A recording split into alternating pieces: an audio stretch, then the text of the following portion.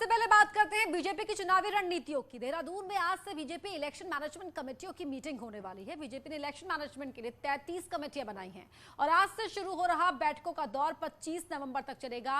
आज बीजेपी के केंद्रीय चुनाव प्रभारी प्रहलाद जोशी, सह चुनाव प्रभारी आरपी सिंह, सांसद लॉकेट चैटर्जी देहरादून पहुंचकर इलेक्शन मैनेजमेंट कमेटियों की मीटिंग लेंगे। इन कमेटियों में पूर्व सीएम, सांसद, मंत्री, विधायक समेत पार्टी के बड़े नेता शामिल हैं। सुनील नप्रभात हमारे सहयोगी फोन लाइन पर जुड़ रहे हैं। सुनील, ये बताएं कि जो ये बैठकों का दौर शुरू होने वाला है आज से, क्या इनपुट इसको लेकर मिल पाया है, किस तरह की स्ट्रैटेजी? देखिए अपर्णा, बीजेपी ने इलेक्शन मैनेजमेंट के लिए 33 कमेटियां गठित की हैं और आज केंद्रीय चुनाव प्रभारी, उनके साथ ही जो सह चुनाव प्रभारी यहां पर नियुक्त किए गए हैं आरपी सिंह और सांसद लॉकेट चैटर्जी, तीनों लोग आज देहरादून पहुंचेंगे और जो 33 कमेटियां हैं, इन कमेटियों से अलग अलग वो बातचीत करेंगे कि किस तरह से चुनाव में वो जाएंगे, चुनाव में क्या मुद्दे होंगे। इनमें मैनिफेस्टो कमेटी भी एक महत्वपूर्ण कमेटी है जिसके प्रमुख पूर्व केंद्रीय मंत्री और सांसद रमेश पोखरियाल निशंक बनाए गए हैं। उनके साथ भी आज मीटिंग होगी और ये तय किया जाएगा कि जो बीजेपी का 2022 का जो मैनिफेस्टो होगा, जो विजन डॉक्यूमेंट होगा, उसमें वो कौन कौन से मुद्दे होंगे जिनको लेकर बीजेपी चुनाव में जाएगी या जो जनता के सामने रखे जाएंगे कि अगले 5 सालों में बीजेपी क्या कुछ राज्य के विकास के लिए करने वाली है। ये मीटिंग आज शाम तक करीब 9 बजे तक ये मीटिंगों का दौर चलेगा और इसके बाद कल भी अलग अलग ग्रुपों में जो 33 कमेटियां हैं उनके साथ बैठकर केंद्रीय चुनाव प्रभारी और प्रदेश प्रभारी अलग अलग बातचीत करेंगे। जी, बहुत शुक्रिया आपका इस जानकारी के लिए।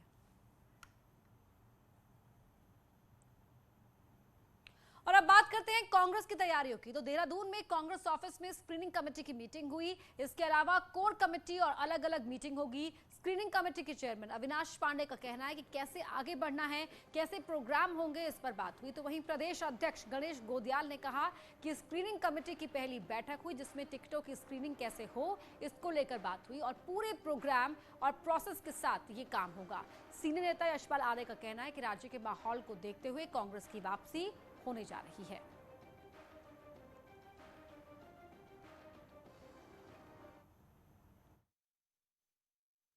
पांच अलग अलग बैठकों के माध्यम से हमने एक शुरुआत की। जैसा कि आप सब जानते हैं कि आज पूरे देश में एक बदलाव की हवा प्रबल हो रही है, तेज हो रही है और माननीय कांग्रेस अध्यक्षा सोनिया गांधी जी और युवा हृदय सम्राट हमारे नेता आदरणीय राहुल गांधी जी के नेतृत्व में पूरे देश में एक जन जागरण अभियान कांग्रेस के कार्यकर्ताओं के माध्यम से, प्रभात फेरी के माध्यम से, मेंबरशिप ड्राइव के माध्यम से, सैनिक सम्मान के माध्यम से, विभिन्न कार्यक्रमों के माध्यम से एक जन जागरण का अभियान शुरू। सूत्रों के हवाले से खबर है कि धामी सरकार चारधाम देवस्थानम बोर्ड को भंग कर सकती है और उसका ऐलान जल्द ही सीएम धामी कर सकते हैं। बता दें कि त्रिवेंद्र रावत के नेतृत्व वाली सरकार ने चारधाम देवस्थानम प्रबंधन अधिनियम 2019 के तहत बोर्ड बनाया था जिसके तहत चारों धामों के अलावा 51 मंदिरों का प्रबंधन अपने हाथ में ले लिया था।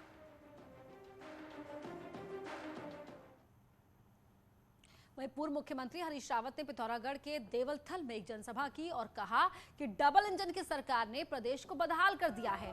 देवलथल के बाद हरीश रावत डीडीहाट भी गए जहां जिला बनाओ आंदोलन के पक्ष में धरना दिया। हरदा ने कहा कि उनकी सरकार ने नए जिलों के लिए 100 करोड़ की धनराशि बजट में मंजूर कराई थी, लेकिन बीजेपी की मौजूदा सरकार ने इस मुद्दे को ठंडे बस्ते में डाल दिया है। उन्होंने लोगों से आंदोलन नहीं करने की अपील की और कहा कि अब कांग्रेस के आने का इंतजार करें। सभी जगह ये आंदोलन चल रहे हैं। 11 जिले बनाने का हमने उस समय प्रयास किया था, बल्कि 100 रुपया हमने एडवांस 100 करोड़ हमने बजट में प्राविधान भी किया था, लेकिन उस समय नहीं कर पाए। अब मैं लोगों से कहूँगा आंदोलन न करें, कांग्रेस का इंतजार करें। कोटद्वार में पूर्व सीएम हरीश रावत ने बीजेपी के सैनिक सम्मान कार्यक्रम पर सवाल खड़े किए हैं। हरीश रावत का कहना है कि बीजेपी सिर्फ राजनीतिक लाभ लेने के लिए जगह जगह सैनिक सम्मान का आयोजन कर रही है। उन्होंने कहा कि बीजेपी सिर्फ दिखावटी सैनिक सम्मान कर रही है, जिसमें विक्टोरिया क्रॉस, गब्बर सिंह नेगी ऐसे कई शहीदों को याद तक नहीं किया जाता। पूर्व सीएम ने कहा कि कांग्रेस वीरों का सम्मान करना जानती है और सालों से सैनिकों का सम्मान करने आई है।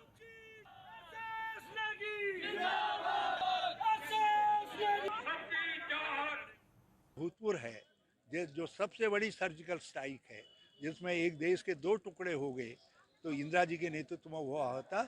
उसके 50 साल पूरे हो रहे हैं और जब तक 50 वर्ष दिसंबर में पूरे होंगे, हमारा ये शौर्य सम्मान का अभियान चलता रहेगा। और वो उनका अभियान जो है, उसमें कुछ अहंकार, कुछ राजनीति, कुछ सत्ता सब लिप्त है। चुनावी साल में दलित वोट बैंक को लुभाने के लिए सभी पार्टीज ने कोशिशें तेज कर दी हैं। आखिर नैनीताल में क्या है दलितों का समीकरण, इस रिपोर्ट में देखते हैं।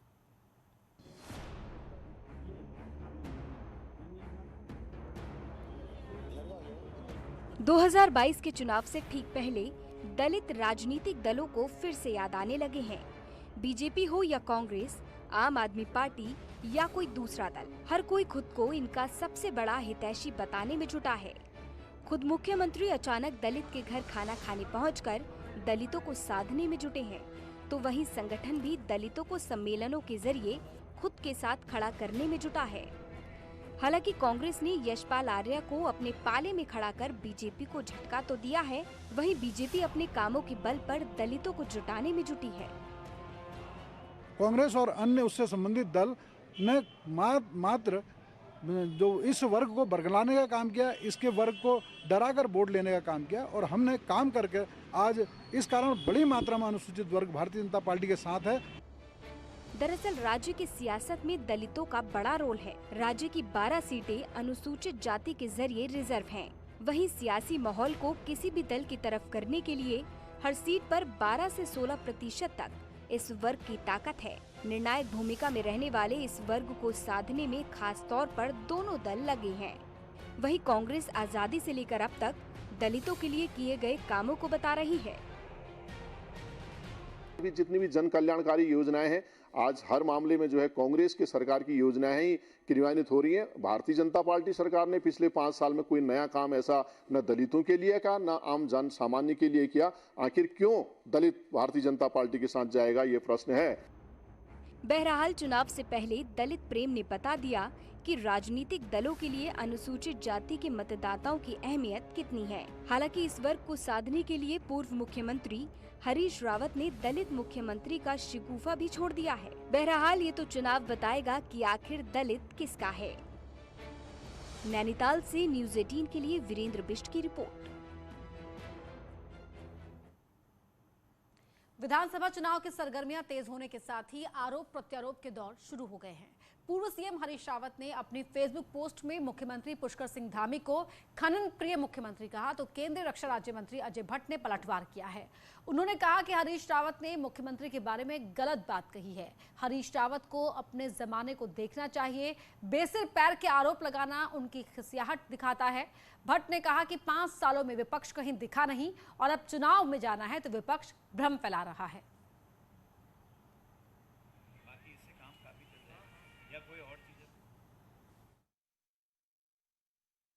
अपने जमाने को देखें, उस समय क्या हुआ। अधिक बोलना ठीक नहीं है, वो सब समझते हैं और सारी उत्तराखंड की जनता भी जानती है किस टाइप से उस समय यहाँ का शासन चला, सरकार ने क्या किया, क्या नहीं कहा। तो आरोप प्रत्यारोप चलते रहते हैं, लेकिन बेसिर पैर के आरोप लगाना अपनी खिसियाहट निकालना है। कांग्रेस के प्रदेश अध्यक्ष बनने के बाद गणेश गोदियाल लगातार इलाकों का दौरा कर रहे हैं, तो वहीं अपने विधानसभा में ज्यादा समय नहीं दे पाने के कारण अब गोदियाल ने कार्यकर्ताओं से जुड़ने के लिए वर्चुअल तरीके से जुड़ने का फैसला किया है।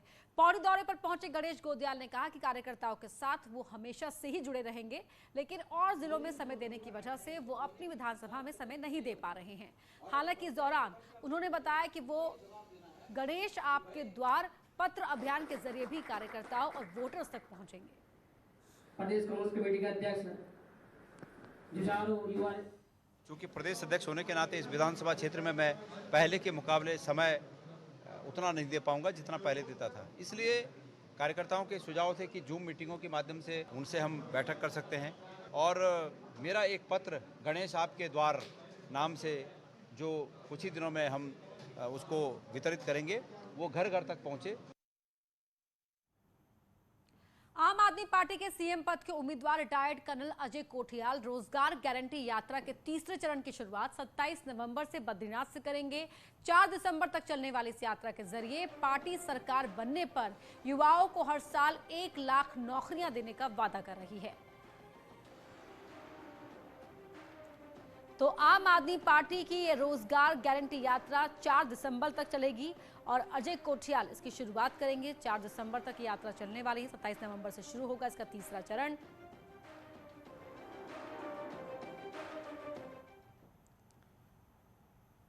उत्तराखंड के तकरीबन 37 लाख महिला वोटर्स पर आम आदमी पार्टी की नजर है और अरविंद केजरीवाल का अगला दौरा महिला वोटर्स पर टारगेटेड हो सकता है।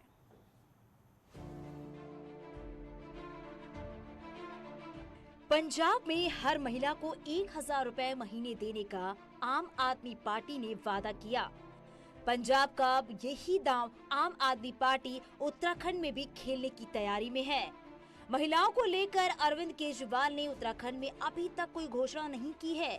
ऐसे में पार्टी के सीएम प्रत्याशी अजय कोठियाल कहते हैं, जो वादे पंजाब, गोवा या दूसरी जगह कर रहे हैं वही महिलाओं को लेकर उत्तराखंड में करेंगे, जिसमें महिलाओं को महंगाई से राहत देने से लेकर फ्री योजना का ऐलान हो सकता है। महिलाओं के लिए जो घोषणा करी जा रही है, दिल्ली हो, पंजाब हो, गोवा हो, अपना उत्तराखंड हो, यूपी हो या कोई भी जगह हो, वो नेशनल घोषणा है। मतलब वो सब जगह वो प्रिविलेजेस दी जाएंगी और उत्तराखंड में तो खासकर इसलिए क्योंकि महिलाएं ही आज यहाँ पे जिसे बोलते हैं ना रीढ़ की हड्डी। वहीं बीजेपी और कांग्रेस का कहना है कि आम आदमी पार्टी महिलाओं को बेवकूफ ना समझे, साथ ही दिल्ली जैसा फायदा उत्तराखंड में होगा ऐसी उम्मीद ना पाले। उत्तराखंड में फ्री वाला फॉर्मूला नहीं चलेगा। यहाँ पर बेरोजगार नौजवानों को उनके हाथों को काम चाहिए, उनको नौकरी चाहिए। बहुत संघर्ष यहाँ पे हमारी मातृशक्ति ने किया है और अभी भी कर रही है, जो विषम परिस्थितियों में अपना जीवन यापन कर रही है। वो केजरीवाल जी के झांसे में नहीं आने वाली है। वो आत्मसम्मान की रक्षा खुद करने वाली है और ऐसे झांसे में कभी नहीं आएगी। केजरीवाल ये सपना छोड़ दें। अब उत्तराखंड में महिला वोटर किंग मेकर तो हैं, इसी को ध्यान में रखकर आम आदमी पार्टी योजना बना रही है। लेकिन इस तरह की घोषणा का क्या उत्तराखंड में महिलाओं को रिझा सकेगी, ये अलग बात है।